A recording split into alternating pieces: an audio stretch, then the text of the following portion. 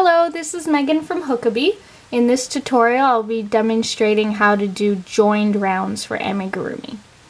But first, before I get started, I just want to show you by drawing out the differences between joined rounds and continuous rounds. So with continuous rounds, you start with your magic ring like usual, and then as you crochet around, you spiral outwards. And the end of each round is higher than the beginning of each round. Now with joined rounds, you again start with a magic ring, but at the start of each round, you begin with a chain, which brings your yarn up to the level of a single crochet. And then you single crochet around, and when you come to the end of the round, you're at the same level as the start of the round, and you slip stitch into the very first stitch. And then for the next round, you again chain up, single crochet around, slip stitch into the first stitch, and another round is complete. So you can see in continuous rounds this jog that forms from the beginning of a round to the end, and then in joined rounds you don't get this, so the beginning and the end are at the same level. And this is great when working with stripes, so that you have a solid circle of color, whereas in continuous rounds, when you change color, you'll change here, and then when you reach the end of the round, there will be a separation in color there. So now I'm going to demonstrate how to do joined rounds. So just like continuous rounds, you start with a magic ring and chain and single crochet into the ring. Tighten your ring, and now to finish the round, unlike continuous rounds, you're going to slip stitch into that first stitch you made, that first single crochet into your magic ring. And now that first round is complete. And then you start your next round with a chain, and then you want to do your first stitch of the round into that same stitch you slip stitched into.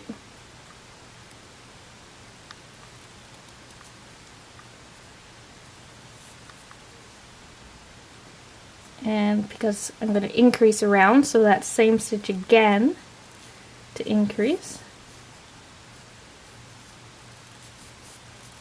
Increase in each stitch around. And now I'm actually back. Oh, no, one more. Now I'm back at that slip stitch from the last round. And you don't want to crochet into that slip stitch. If you find you have trouble noticing where it is or figuring out which stitch is the slip stitch, you could mark it with a stitch marker, and then when you come around you'll know, oh, that's my slip stitch, don't crochet into it. And you actually skip it, and then you can also see the chain stitch there. You also skip that chain stitch and you slip stitch into the first stitch of the round to complete your round. Now you will notice that a seam will form, so these slip stitches will be on the surface of your piece and you'll get a seam in your piece. Now to minimize this seam, pull tightly for both the slip stitch and the chain to minimize it, but it will always be visible, and that's one of the cons of working in joined rounds.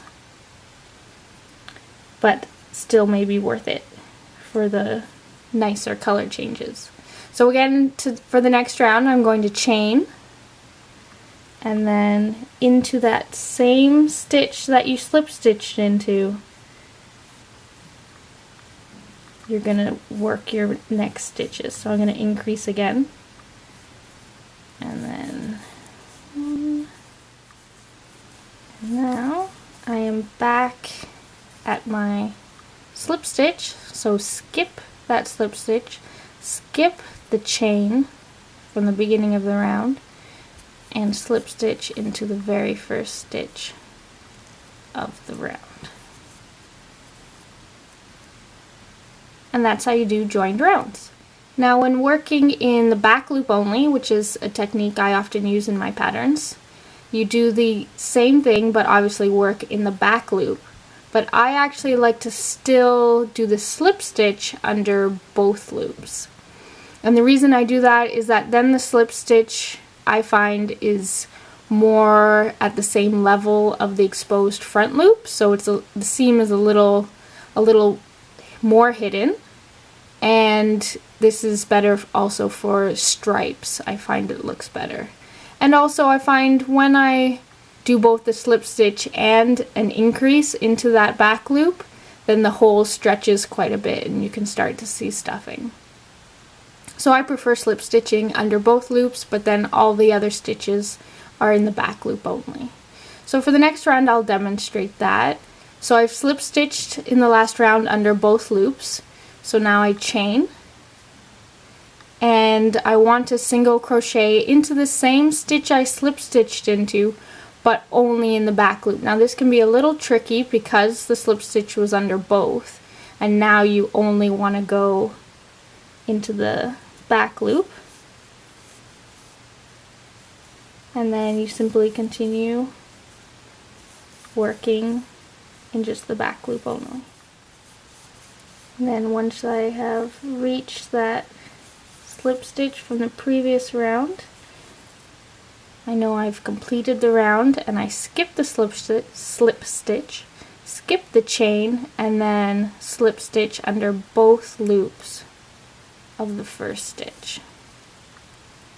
And then to start the next round, chain one, and then again only crochet into the back loop of that same stitch you slip stitched into, and then continue. And that's how I prefer to do back loop only in joined rounds. I hope you enjoyed that tutorial. If you want more tutorials, both written and video, then visit my website, hookabee.com.